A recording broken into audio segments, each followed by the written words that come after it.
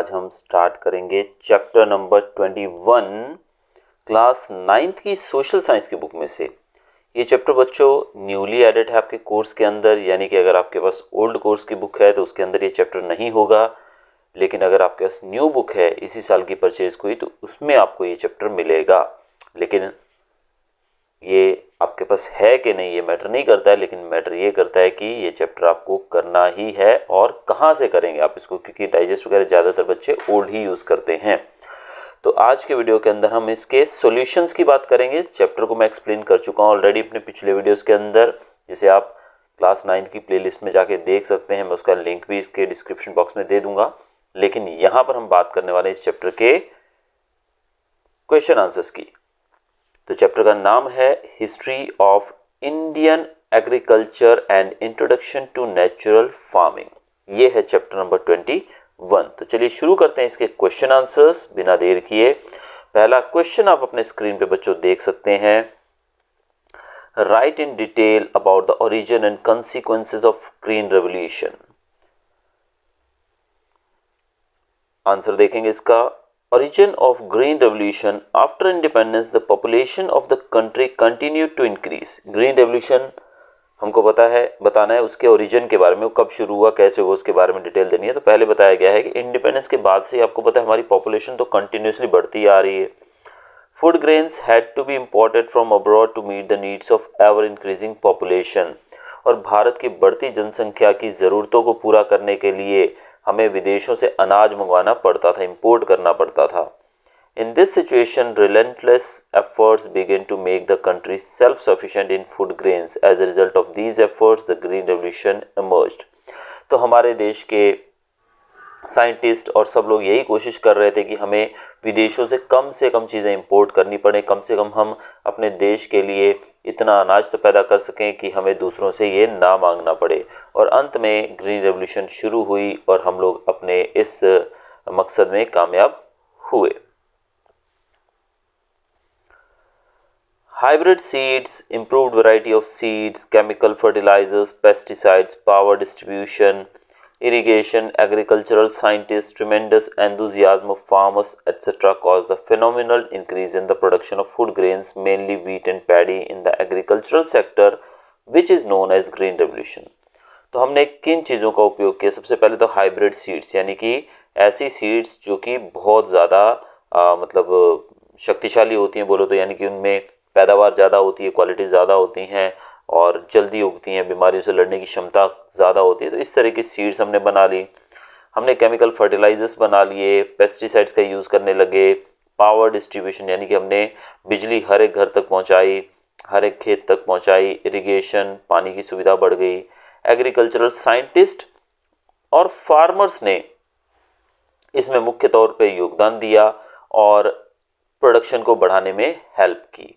Mainly इसमें आती है वीट और पैडी, यानी कि अनाज की बात करें भारत के अंदर आपको पता है ज़्यादातर लोग रोटी या चावल ही खाते हैं। ठीक है, आप अगर नॉर्थ में चले जाएंगे तो रोटी का उपयोग ज़्यादा होता है, आप साउथ में चले जाएंगे चावल का यूज़ ज़्यादा होता है। तो इस प्रकार से वीट और पैडी का प्रोडक्शन काफ़ी बढ़ गया और इसी को हम ग्रीन रेवोल्यूशन कहते हैं। The use of consequences of green revolution देखेंगे अभी। The use of chemicals in excess of the requirement increase the cost of farming to the farmers year after year. अब केमिकल यूज़ करने लगे हम लोग, यानी कि केमिकल फर्टिलाइजर्स का यूज़ होने लगा, इंसेक्टिसाइड पेस्टिसाइड का यूज़ होने लगा। इससे क्या हुआ? इससे फार्मिंग का कॉस्ट बढ़ गया, यानी कि चीज़ें महंगी मिलने लगी, क्योंकि आपको अगर भाई खेत से कोई मार्केट से कोई चीज़ अगर खरीदना आपको केमिकल, तो वो तो पैसा दे के मिलेगा ना, और बहुत महंगा भी होता है। तो फार्मिंग कॉस्ट बढ़ गया। Due to growing of more than one crop in the same land during the year and use of same type of chemical fertilizers, the need of micronutrient fertilizers and soil improvers has increased over time. As the soil became hard due to chemical farming, the cost of mechanized farming increased for the different crops. अब हम लोग एक ही ज़मीन के ऊपर continuous खेती करते रहते हैं। आपने देखा होगा आजकल की खेती कैसी है, साल में हम 2-2, 3-3 फसलें उगाते हैं, यानी कि हम किसी भी समय अपने लैंड को खाली नहीं छोड़ते हैं। और दूसरा, हम केमिकल फर्टिलाइजर का यूज़ बहुत करने लगे हैं। तो इस प्रकार से ज़मीन के अंदर जो माइक्रो न्यूट्रिएंट फर्टिलाइजर्स होते हैं या फिर सॉइल इम्प्रूवर्स होते हैं, यानी कि जिनके द्वारा सॉइल खुद को अपने आप इम्प्रूव कर लेती है। क्योंकि देखिए ये तो चीज़ें आज आई हैं, लेकिन जब हम बात करें बहुत साल पहले की, आज़ादी से भी पहले की बात करें, तब भी खेती होती थी। ऑल्दो इतनी ज़्यादा तो नहीं होती थी, लेकिन तब भी खेती होती थी हमारे यहाँ पर, अच्छी होती थी खेती भारत में। तो क्या उसका कारण था कि किसान जो थे वो एक तो ये केमिकल फर्टिलाइजर्स और इन चीज़ों का उपयोग नहीं करते, दूसरा वो लैंड को खाली छोड़ते थे कुछ समय के लिए, साल में एक ही फसल उगाई जाती थी। तो ऐसे में जो सॉइल है हमारी वो रीगेन कर लेती है, यानी कि जो उसकी क्षमता चली जाती है, यानी कि उसकी पावर जो कम होती है वो रीगेन कर, जैसे आप कोई काम कर रहे हो, थक जाते हो खेलते खेलते या काम करते हो, तो फिर आके आप थोड़ी देर रेस्ट कर लेते हो, तो ऑटोमेटिकली बॉडी आराम से फिर से रिचार्ज हो जाती है। वैसा ही सॉइल के साथ होता है। तो ऐसे में हमने क्या किया, केमिकल फार्मिंग ज़्यादा की। तो केमिकल फार्मिंग ज़्यादा होने की वजह से सॉइल की क्वालिटी थी वो गिरने लगी, और सॉइल जो थी वो हार्ड हो गई। भाई हमारी ज़मीन आज बहुत हार्ड है, आप देखो खेतों में जाके देखो, अगर आप उसको बैल की मदद से, यानी कि हमारे ऑक्सन से उसको आप जुताई करेंगे, प्लॉइंग करेंगे, तो पॉसिबल ही नहीं है। तो इसके लिए हमें क्या चाहिए होता है, मैकेनाइज्ड फार्मिंग, यानी कि मशीनों की जरूरत पड़ती है। आज हर एक खेत में ट्रैक्टर होता है। अभी ट्रैक्टर जो है पावरफुल ट्रैक्टर चाहिए, नॉर्मल ट्रैक्टर भी नहीं चाहिए, उसमें भी पावर वाले ट्रैक्टर आते हैं। ये बड़ा अच्छा ट्रैक्टर लेना है हमको, बड़े वाला, क्योंकि ये ज़्यादा पावरफुल है। तो ज़मीन इतनी कड़क हो चुकी है, सख्त हो चुकी है, कि उसके लिए हमें मशीनों का उपयोग ज़्यादा करना पड़ता है। Also due to over irrigation, अब इरीगेशन भी बहुत ज़्यादा होने लगी है। The salinity of the soil increased and the production also decreased. अब इरीगेशन ज़्यादा है, यानी कि पानी की अवेलेबिलिटी ज़्यादा है, तो किसान खेतों में पानी ज़्यादा डालते हैं, जिसकी वजह से सॉइल जो है सैलाइन होती जा रही है और प्रोडक्शन कम होता जा रहा है। दूसरा पॉइंट दिया गया यहाँ पर, in chemical farming mostly chemical fertilisers are used instead of organic fertilisers. Chemical farming के अंदर सिर्फ हम केमिकल फर्टिलाइजर का यूज़ करते हैं, ऑर्गेनिक फर्टिलाइजर का तो यूज़ करते ही नहीं। ऑर्गेनिक में क्या आता है दोस्तों, जो हमारी खाद होती है ना, मैन्योर हो गया, जैसे गाय का गोबर हो गया या घर में बनाई हुई खाद, वो चीज़ों का तो हम उपयोग करते ही नहीं है। Hence productivity decreases gradually due to the decrease in soil fertility. अब सॉइल जो है इस वजह से, केमिकल्स का यूज़ होने की वजह से सॉइल की फर्टिलिटी होती जा रही है खराब, जिस कारण से हमारी जो प्रोडक्शन है वो कम होती जा रही है। तीसरा पॉइंट है, inadequate application of organic fertilisers reduces the moisture holding capacity of the soil. तो इनऑर्गेनिक जो ऑर्गेनिक फर्टिलाइजर्स जो हैं उसका तो यूज़ हम कर ही नहीं रहे हैं, इससे सॉइल की वाटर होल्डिंग कैपेसिटी या मॉइस्चर होल्डिंग कैपेसिटी है वो भी कम हो गई है।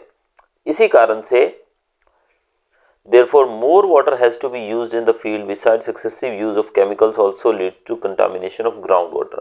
अब हम फर्टिलाइजर्स ज़्यादा डालते हैं, जिस कारण से ज़मीन जो है वो ज़्यादा पानी सोखने में सक्षम नहीं रहती है। ज़्यादा पानी उसको सोखने में दिक्कत होगी तो क्या होगा, वो जल्दी सूख जाएगी, तो इसलिए हमें ज़्यादा पानी उसको देना पड़ेगा। तो ये किसका प्रभाव है, ये सिर्फ केमिकल फर्टिलाइजर्स की वजह से ही है। और दूसरा, केमिकल फर्टिलाइजर्स के कारण हमारा जो ग्राउंड वाटर है, ज़मीन के अंदर का पानी है, वो कंटामिनेट भी हो रहा है। कंटामिनेट का मतलब उसमें भी वो केमिकल्स मिल जाते हैं, जो कि बहुत ही नुकसानदायक है।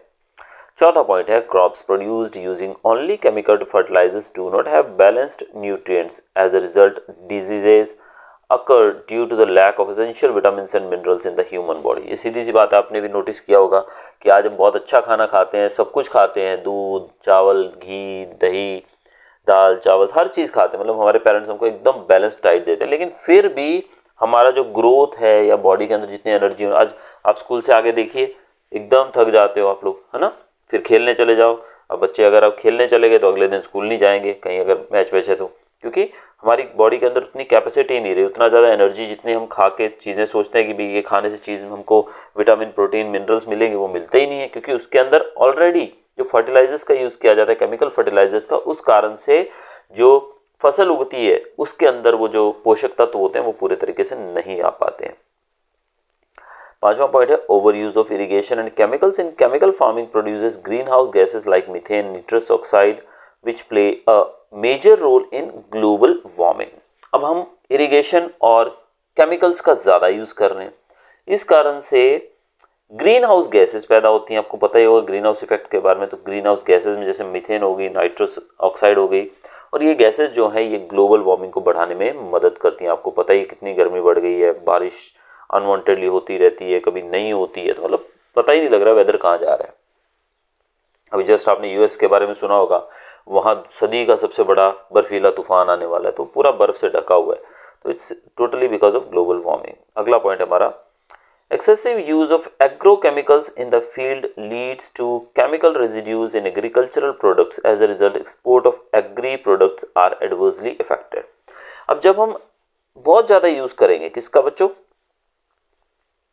केमिकल्स का, यानी कि केमिकल्स का उपयोग ज़्यादा करने की वजह से हमारे जो प्रोडक्ट्स हैं उनके अंदर भी केमिकल्स का रेजिड्यू यानी कि पार्ट चला है। अब सीधी सी बात है भाई, अगर आप किसी पानी के, नमक वाले पानी के अंदर किसी सब्जी को या किसी भी नमक वाले पानी में अपने चने भिगो दिए भाई, तो चनों के अंदर भी तो थोड़ा नमक जाएगा ना। तो वही चीज़ है बच्चों यहाँ पर कि हम केमिकल फर्टिलाइजर डाल के ज़मीन पे खेती कर रहे हैं। अब वो केमिकल जो है ज़मीन को तो सब कर रहे हैं मतलब नुकसान, लेकिन उसमें उगने वाली फसलों के अंदर भी उस केमिकल के कुछ अंश, कुछ पार्ट चले जाते हैं, जिस कारण से हमारे एग्रीकल्चर प्रोडक्ट्स को हम एक्सपोर्ट करते हैं उसमें दिक्कत होती है। क्योंकि देखिए हमारे यहाँ पे कोई चेकिंग नहीं होती है आने या जाने वाली चीज़ में, हमारे यहाँ पे कोई भी कैसे भी चीज़ें बेच सकता है, लेकिन विदेशों के अंदर वो चीज़ें नहीं चलती हैं। They take excess care of their public.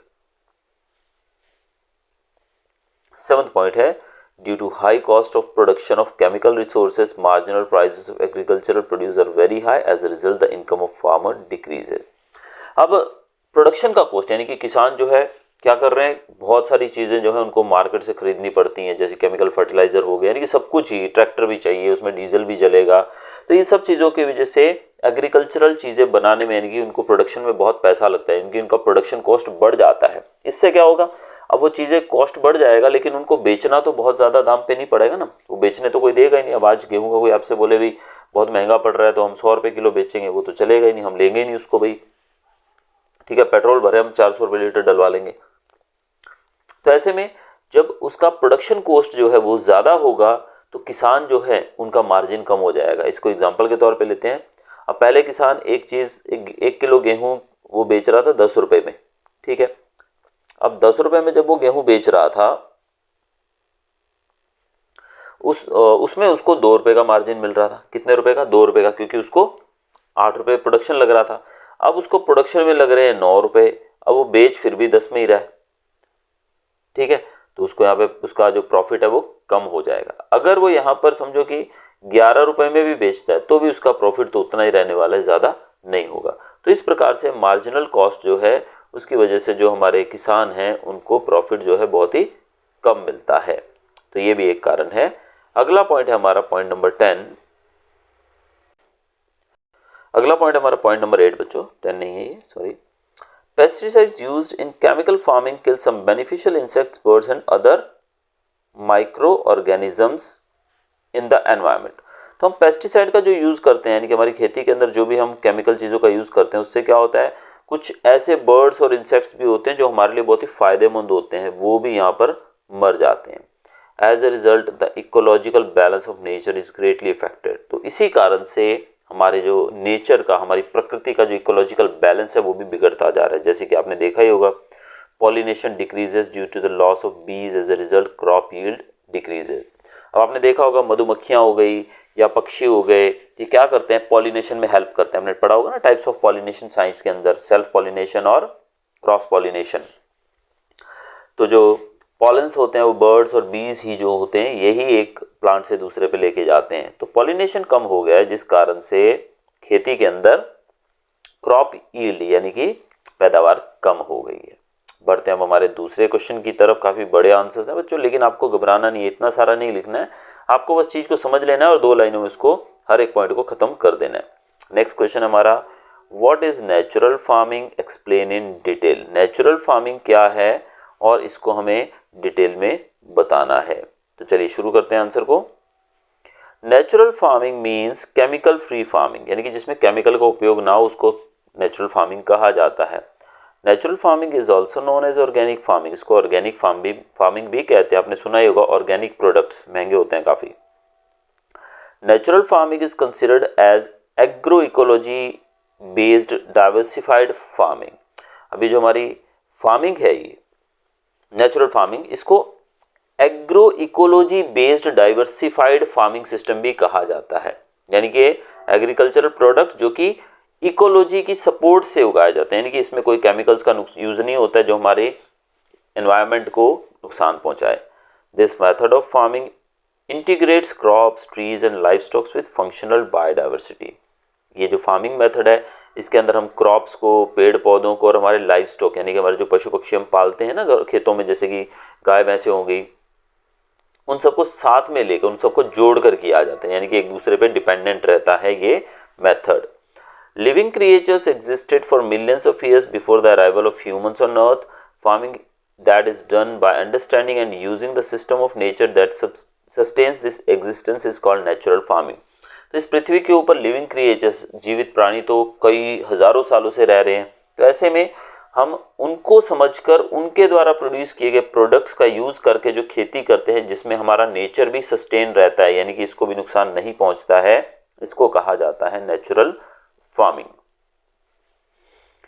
Dr. Subhash Palekar studied and researched nature. The method of farming he developed as a result of his studies has become famous as SPNF, Subhash Palekar natural farming.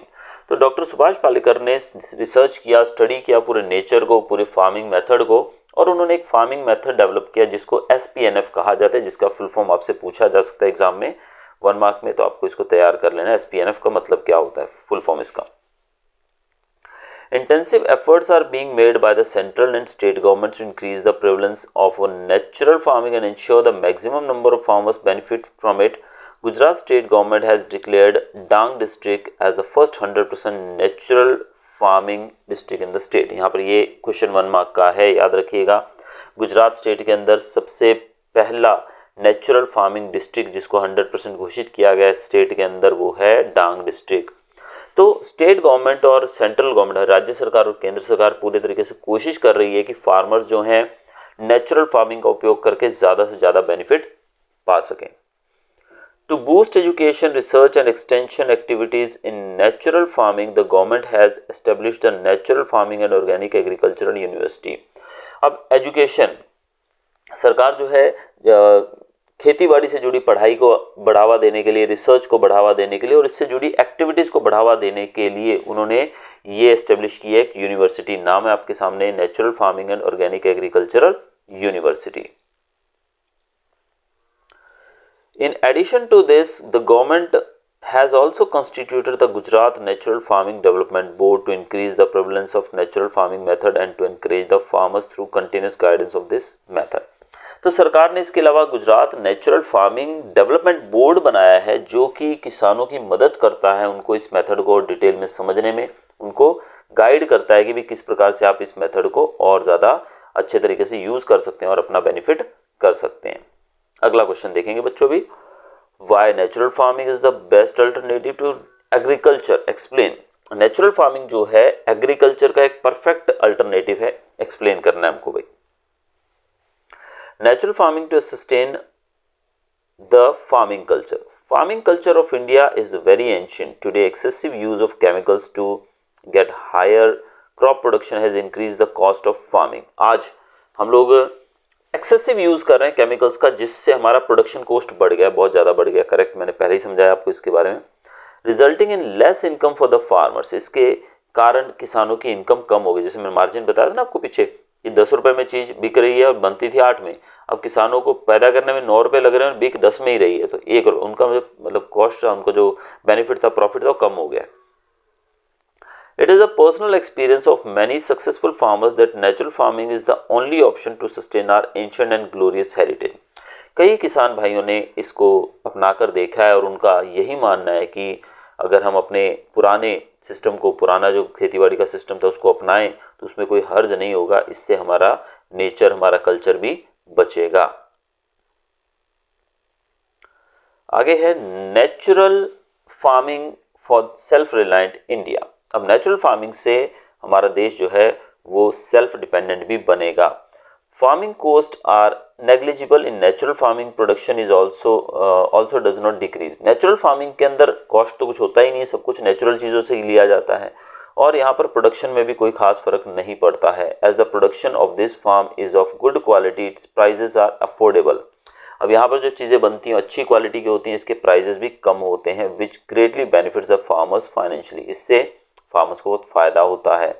Also in natural farming the farmers don't need to buy any resources from outside, so they become self dependent, किसान जो है उनको बाहर से कुछ खरीदना नहीं पड़ता है, इसलिए वो सेल्फ डिपेंडेंट बन जाते हैं।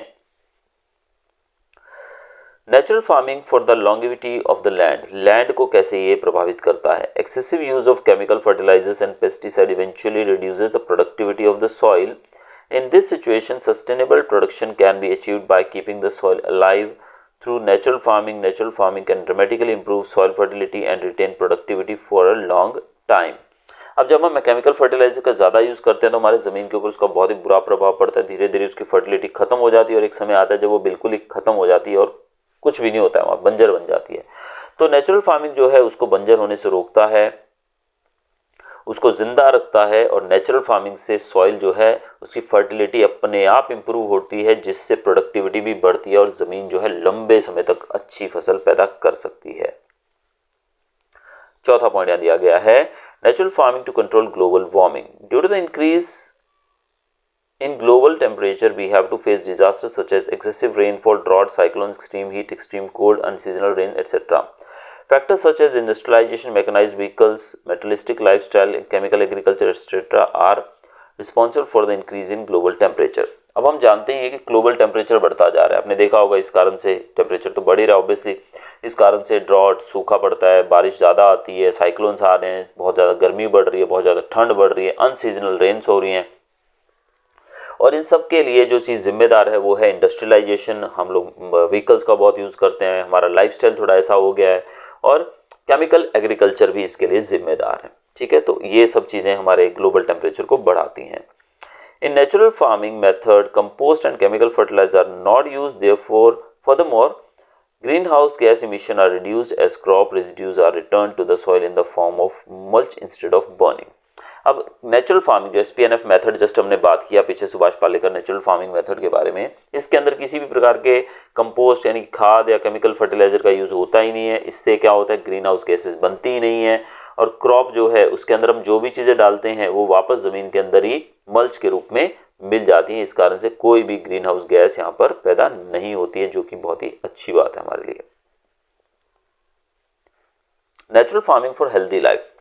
Thousands of people are dying in India every day from deadly diseases like cancer, diabetes, blood pressure, heart disease due to eating food with chemicals. Natural food has now become indispensable to avoid these diseases and to live a long and healthy life. आज भारत के अंदर हजारों लोग जो हैं इन बीमारियों से मारे जाते हैं हर साल, और इसका एक ही कारण है, वो है केमिकल फूड।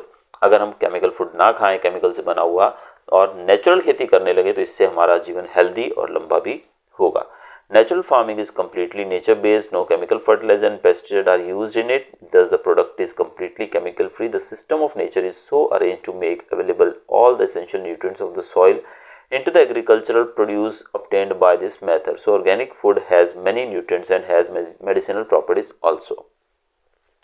नेचुरल फार्मिंग जो होती है वो टोटली नेचर पे बेस्ड होती है। इसके अंदर किसी भी प्रकार का केमिकल फर्टिलाइजर या केमिकल पेस्टिसाइड, इंसेक्टिसाइड यूज़ नहीं किया जाता है।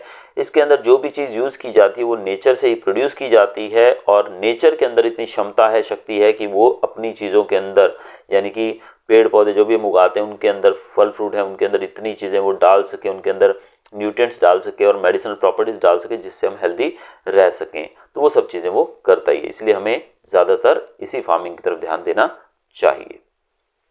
अगला पॉइंट हमारा, natural farming for water conservation. Due to lack of proper planning we use more water than required and don't store water. Due to excessive use of chemical fertilizer, pesticide and irrigation water, the soil becomes hard. हम लोग natural farming जो है उसका use करना ज़रूरी है हमारे, क्योंकि हम केमिकल फार्मिंग के अंदर इतना ज़्यादा पानी यूज़ करते हैं और पानी को हम स्टोर भी नहीं करते हैं। केमिकल फर्टिलाइजर का यूज़ ज़्यादा हो रहा है, पेस्टिसाइड का यूज़ ज़्यादा हो रहा है, इरीगेशन वाटर जो है उसका यूज़ ज़्यादा हो रहा है, जिससे सॉइल हार्ड हो रही है, जिस वजह से सॉइल जो है उसकी वाटर होल्डिंग कैपेसिटी तो कम हो ही रही है, लेकिन वो पानी को अपने अंदर रोकती भी नहीं है, उसकी वाटर होल्डिंग कैपेसिटी खत्म होती जा रही है। काफी लंबा आंसर है बच्चों ये। As a result rain water can not percolate deep down into the ground. अब इसी कारण से जो ग्राउंड वाटर है वो अंदर नहीं जा सकता है जमीन के अंदर। पर्कुलेट का मतलब होता है रिसना, पानी जब जमीन के अंदर रिस जाता है वो। Also, since the land is not leveled, a lot of rainwater runs off the field. Today, the groundwater has gone very deep, and the problem water pollution has become serious. In this situation, water conservation has become imperative. अब पानी ज़मीन में जब जाएगा ही नहीं, अंदर percolate ही नहीं होगा, तो कैसे पानी ज़मीन के अंदर लेवल जो होगा, पानी कैसे बढ़ेगा लेवल पानी का। तो पानी का लेवल बढ़ने की बजाय और गिरता जा रहा है। और दूसरी चीज़ खास यहाँ पर है कि ज़मीन जो है समतल नहीं है, बैलेंस स्ट्रेट नहीं है, फ्लैट नहीं है, टेढ़ी मेढ़ी है, एक तरफ ढलान है, जिस कारण से ग्राउंड वाटर जो है तेजी से दौड़ता हुआ नदियों नालों में चला जाता है। और वाटर पोल्यूशन की समस्या भी हमारे लिए बढ़ती जा रही है, जिस कारण से हमें सीधा सीधा वाटर कंजर्वेशन की तरफ भी ध्यान देना होगा। Natural farming makes the farm soil loose and fertile so that all the rainwater seeps into the soil. As a result, the groundwater level rises. In natural farming, crop residues are spread on the farmland, hence the moisture storage capacity of the soil increases. As a result, water is saved. Natural farming जो होती है, इससे soil जो है loose होती है, soil की fertility भी बढ़ती है, और सॉइल लूज होने की वजह से पानी जो है बारिश का उसके अंदर ज़्यादा जाएगा, जिससे ग्राउंड वाटर लेवल बढ़ेगा। और क्रॉप के जो रेजिड्यूज होते हैं, जो क्रॉप हमारी यूज़ करते हैं, उसके बाद जो बचा हुआ पार्ट होता है उसको हम ज़मीन पे बिछा देते हैं, जिससे वाटर जो है पानी जो अंदर जाता है उसको ज़्यादा धूप ना लगने की वजह से मॉइस्चर जो है ज़मीन के अंदर लंबे समय तक बना रहता है। तो नेचुरल फार्मिंग हमारे लिए पानी को बचाने का भी काम करती है। In natural farming, the activity of soil worms and soil microorganisms in the soil increases manifold. As a result, the physical condition of the soil improves and the soil becomes humus and more porous. Therefore, rainwater gets absorbed into the soil in large quantities. As a result, the moisture holding capacity of the soil is greatly increased. Naturally grown crops require very little irrigation water and as compared to the chemical farming or other farming methods. तो जब हम natural farming करते हैं तो इसके अंदर आपको पता ही होगा, हम लोग ये जो होते हैं वॉर्म्स, अर्थ वॉर्म्स, इनका भी यूज़ करते हैं। तो अर्थ वॉर्म्स वगैरह होते हैं, ये क्या होते हैं, माइक्रो ऑर्गेनिज्म है। ये क्या करते हैं, जब ज़मीन के अंदर जाते हैं तो सॉइल को ये खाते रहते हैं और खाने के बाद एक्सक्रीशन के द्वारा निकालते भी हैं, जो कि एक खाद की तरह हमारे लिए काम करता है, हमारी सॉइल के लिए। और जो ज़मीन के अंदर होल बन जाते हैं, छोटे छोटे होल्स हो जाते हैं, जिस कारण से पानी जो है उसके अंदर जाने में काफ़ी जल्दी जाता है। और दूसरी चीज़, सॉइल सॉफ्ट को बनाए रखते हैं, सॉइल को ये खाते रहते हैं, तो इस वजह से पानी जो है ज़मीन के अंदर भी ज़्यादा जाएगा और हमारी ज़मीन जो है नेचुरल फार्मिंग के अंदर ज़्यादा खेती के लिए पानी का भी यूज़ नहीं करना पड़ेगा हमको। Natural farming to save the cow lineage, गौ वंश को बचाने के लिए भी करना चाहिए हमको। In Indian culture cow is considered sacred and mother, therefore cow is worshipped. Hinduism believes that 33 crore goats reside in the body of cow. तो भारत में आपको पता है गाय को माता माना जाता है, पवित्र माना जाता है। ऐसे में हिंदूज मानते हैं कि 33 करोड़ देवी देवता जो हैं इनकी बॉडी में वास करते हैं। इंडिजिनस काउज यानी कि देसी जो गाय है are the mainstay of natural farming, ये नेचुरल फार्मिंग में बहुत ही ज़्यादा फायदेमंद होती है हमारे लिए देसी गाय। Micro organisms in cow dung are very important in the agriculture, इसके गोबर के अंदर जो माइक्रो ऑर्गेनिज्म होते हैं वो एग्रीकल्चर में हेल्प करते हैं। Apart from this, cow urine, milk and ghee of also have many medicinal properties. गाय का यूरिन हो गया, मिल्क हो गया, घी है, इसके अंदर भी बहुत सारी मेडिसिनल प्रॉपर्टीज होती हैं। Common people do not have enough information or understanding about the scientific importance of cow. By doing natural farming, cows will get the respectable status in true sense, and farmers will also become rich. Thus, natural farming will increase the scientific importance of cow and increase the need for cows and other cattle breed. अब आम लोग जो हैं उनको पूरी जानकारी नहीं है गाय के गोबर के बारे में, इस कारण से अगर हम नेचुरल फार्मिंग को बढ़ावा देते हैं तो गाय को जो भी उसको भी थोड़ा हमारा तवज्जो बढ़ेगा, हम उसको भी ज़्यादा ध्यान दें कि उसके गोबर के अंदर इतना कुछ होता है, तो हम खेतों में उसका यूज़ करेंगे, उसके दूध और घी का भी ज़्यादा उपयोग होगा। तो इस प्रकार से गाय का स्टेटस जो है हमारे सोसाइटी के अंदर वो भी बढ़ेगा और किसान जो है वो भी सक्षम होते रहेंगे। Natural farming to improve lives of farmers. A farmer is called the father of the world, farmer को फादर ऑफ द वर्ल्ड कहा जाता है। The farmer of the world in the craze of producing more crop spends more on agriculture than necessary by doing chemical farming. अब ये जो father of the world है यानी कि किसान जो है, ये ज़्यादा प्रोडक्शन पाने के चक्कर में एग्रीकल्चर में इतना पैसा लगा देता है केमिकल फार्मिंग के चक्कर में। As a result he regrets the low return from farming, बदले में उसको जो पैसा मिलता है वो बहुत कम मिलता है। Natural farming stops the exploitation of nature, natural farming से नेचर का एक्सप्लॉयटेशन भी खत्म होगा। As the farm products produced by natural method या natural farming are pure and rich in nutrient content, its use in food improves human health. तो किसान अगर natural farming करते हैं तो नेचुरल फार्मिंग में जो चीज़ें बनती हैं वो प्योर होती हैं और उनके अंदर न्यूट्रिएंट कंटेंट ज़्यादा होता है, जिससे ह्यूमन हेल्थ भी सुधरती है। If the farmers practice natural farming, they will prosper economically as the profit margin in agriculture increases due to lower cost. As a result, there will be a significant change in their life. Thus, natural farming plays a very important role in improving the lives of farmers. अब farmers जो हैं अगर वो natural farming करते हैं तो वो economically यानी कि उनकी आर्थिक स्थिति भी सुधर सकती है, उनको ज़्यादा पैसा मिल सकता है, प्रॉफिट बढ़ सकता है, क्योंकि कॉस्ट कम हो जाएगा, उनका जो प्रोडक्शन कॉस्ट है वो कम हो जाएगा, जिससे ज़्यादा से ज़्यादा उनको प्रॉफिट मिलेगा, जिससे उनके जीवन के अंदर जो हम भारत के अंदर किसानों की स्थिति हमेशा दयनीय देखते हैं, तो उसमें काफ़ी सुधार आएगा और नेचुरल फार्मिंग से लोगों को भी अच्छा खाना पीना मिलेगा। तो बच्चों ये था हमारा आज का वीडियो। ये बाकी क्वेश्चंस भी आप देख सकते हैं, यहाँ पर काफ़ी सारे क्वेश्चंस हैं आगे और भी, जिसमें मैं डिस्कस करूँगा आपसे ऑब्जेक्टिव्स के बारे में भी।